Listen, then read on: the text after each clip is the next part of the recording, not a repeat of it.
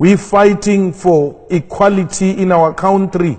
We do not want to replace white supremacy with black supremacy. We want to create a society where all of us exist as human beings and not as white and black. We want to restore the dignity of the African continent and position Africa as an equal partner in the world economy and international politics. We want Africa to be like Europe. We don't want Europe to treat Africa like it is its own subject. Africa's time is now. No one should continue with the exploitation of our minerals without our involvement.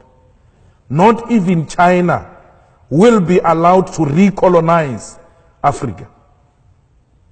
We are called economic freedom fighters because we want any foreign direct investment to come and invest in Africa through our own terms and to the benefits of the people of Africa. It might be a dream.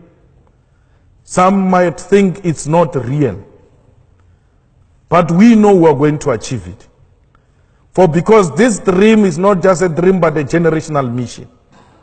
It's a generational mission we are not prepared to sell out. We want to restore the dignity of African people. We want to ensure that African people are equal partners in trade, in politics, in every subject that the world is debating. We want to follow in the footsteps of Nelson Mandela.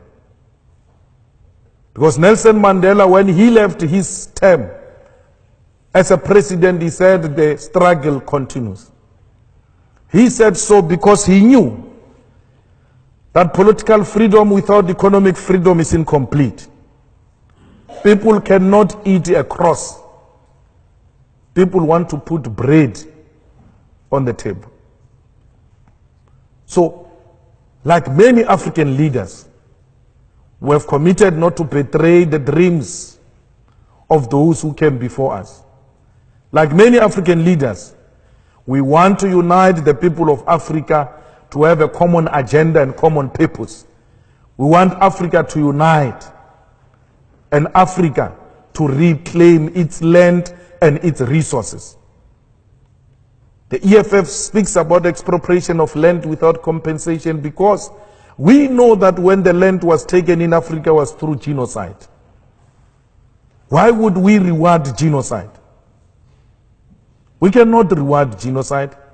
But we want land because land guarantees us of the sovereignty of South Africa and the African continent.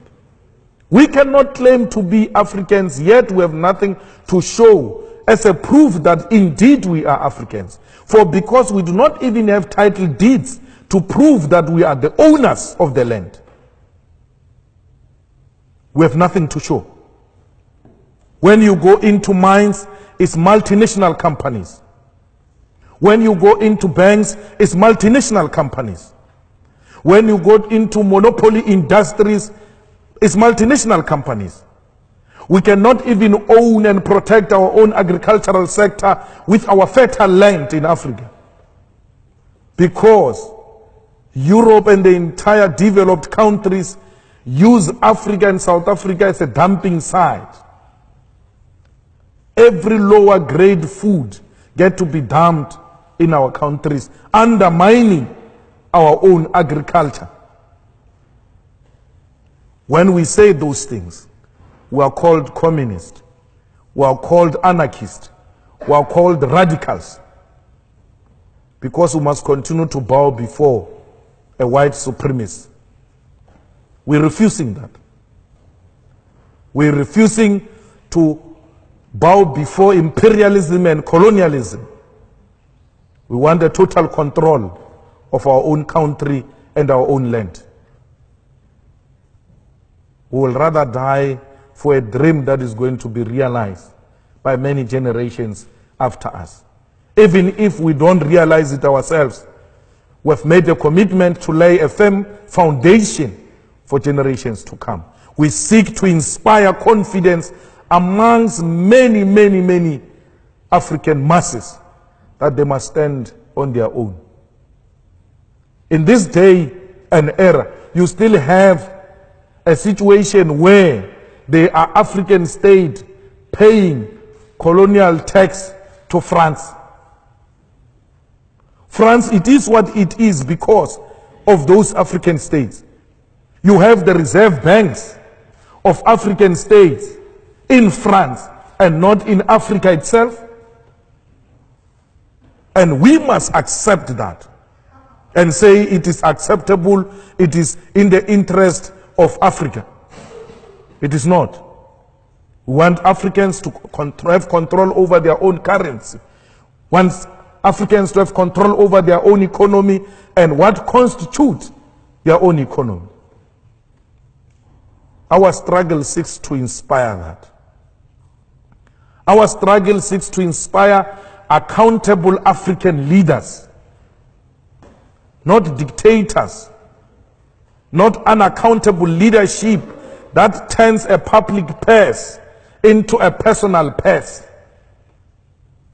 Some leaders in Africa, when you ask them for money, they go and fetch from a reserve bank and give it to you. Because they treat a reserve bank as a personal bank account. It can't be. We want leaders who are responsible. We want leaders who are accountable. We want leaders who will go to elections and be elected through democratic means. Let people determine their own leadership, and not because leaders are torturing them and intimidating them and imposing themselves on the people. In the whole of Africa, I met some of the students earlier, some are doing research in Africa. You must go and check the facts. In every failed state, it became so because of an individual called the president. The president takes over the country and everything else gets to be designed around the individual called president. They move from a democratic rule to personal rule. They respect individual more than the state institutions. If a president does not like a red beret, a law is passed that all red berets are banned in this country. The EFF is going to revive correct politics in Africa and position Africa at a correct path in the international politics. It is possible. We have taken that position, and many in Africa are willing to follow. We need your support. We need you to commit that Africa should not be a playground of the rich, because Africa is not a desert, but a continent where human beings are found and they must be treated with respect and dignity. Thank you very much.